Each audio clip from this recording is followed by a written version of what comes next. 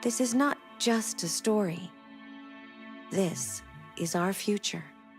At this point in time, it really is no secret that Detroit Become Human has become an instant classic. Clever writing, superb acting, and state-of-the-art CGI technology all came together to produce this game, so naturally, there really isn't much to dislike about it.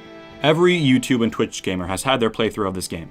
Memes of Connor and Hank have flooded the internet, which has only added to its popularity. But during my playthrough of Detroit Become Human, I came to realize something. Not just about the game itself, but about the genre of science fiction and the medium of video games as a whole. Wikipedia categorizes Detroit Become Human as an adventure game, but as far as the story of the game, it's science fiction to the bone. Science fiction, of course, being fiction based on imagined future scientific or technological advances and major social or environmental changes, frequently portraying space or time travel and life on other planets.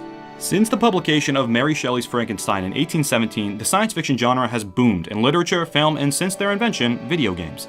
The popularization of the genre can really be attributed to a significant improvement in the standard of living during the 19th and 20th centuries. Over time, the struggles of everyday life became less and less time-consuming and progressively more mundane.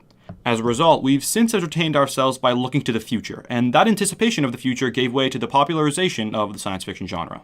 Look no further than modern Hollywood to see the massive impact science fiction has had on pop culture. In the past decade, comic book movies have dominated the box office, and modern superhero films are nothing if not science fiction. You see, science fiction has this uniquely immersive quality to it. It takes the familiarity of reality and then bends one or two rules that are taken for granted in everyday life. What you get is something much more relatable than fantasy, but far more intriguing than reality.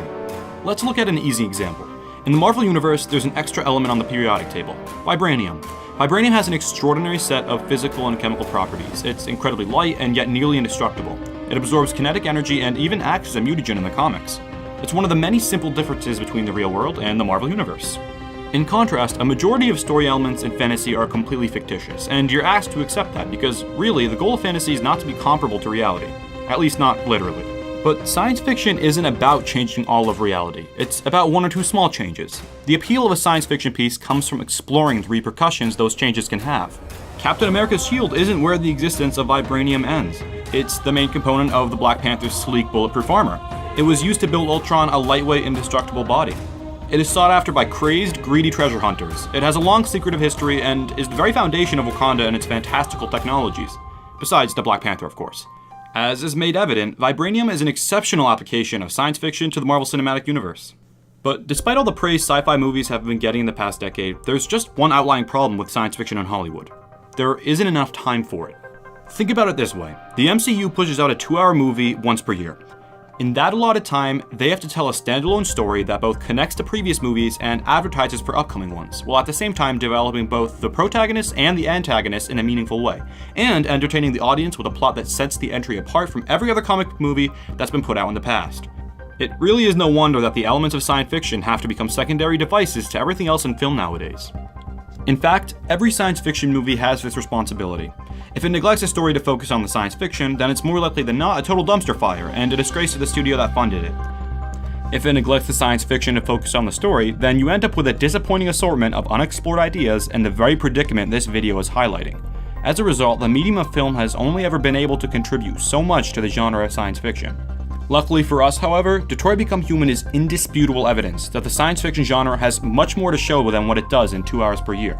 An obvious advantage the game has is, of course, its length. A full playthrough of Detroit Become Human is about 11 hours in length, but a completionist can squeeze a little over a day of content out of it. In that sense, not only does Detroit Become Human have an abundance of time to develop a rich plot for not one, but 3 main characters, but it has the capability to take 1 or 2 changes to reality and then draw out their implications to the horizon. Take the existence of androids, for instance.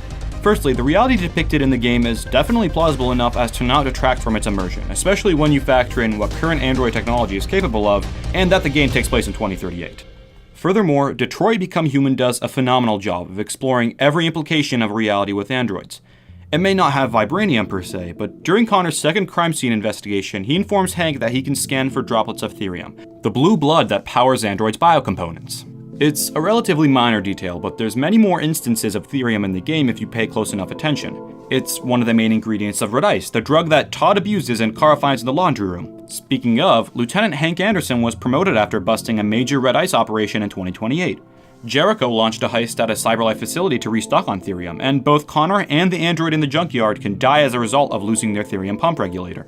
It's these fine details that draw you into Detroit Become Human, that allow you to make small, satisfying revelations throughout the game about the world you're exploring, and it really makes the whole experience more immersive as a whole. And as far as the implications of androids existing, the game answers questions about its reality you wouldn't even think to ask. Obviously, the answers to some questions are more blatant than others, but Detroit Become Human never wastes a moment to teach you something about its unique reality. The digital magazines laying around the game are the perfect showcase of this. The game interweaves the existence of androids into most, if not all, of the articles, while still making you think, that's something I never even thought about, but I'm glad the game presented it in a completely unobtrusive manner. None of the detail put into Detroit Become Human feels forced or unnecessary, because it isn't. In fact, the timeline shown to you at the end of every chapter is there to tell you how much you did versus how much you could have done. That's also what sets Detroit Become Human apart from sci-fi TV shows. You can be critical of every minute detail featured in the game, or you can play casually and focus on the story with the occasional science fiction surprise.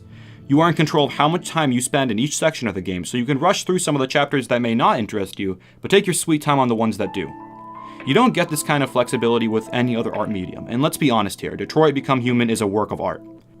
A really intriguing video game like this one is replayable, it's subjective, and it's far more creative and nuanced than people give it credit for. Video games today are less corporate and more expressive than they've ever been. There's no better time than the present to see that. Next time someone criticizes you for staying home and playing video games, don't let it get to you. You're not getting more violent or less focused as a result of playing video games. You're doing nothing short of appreciating art. The art of the future. Oh my God.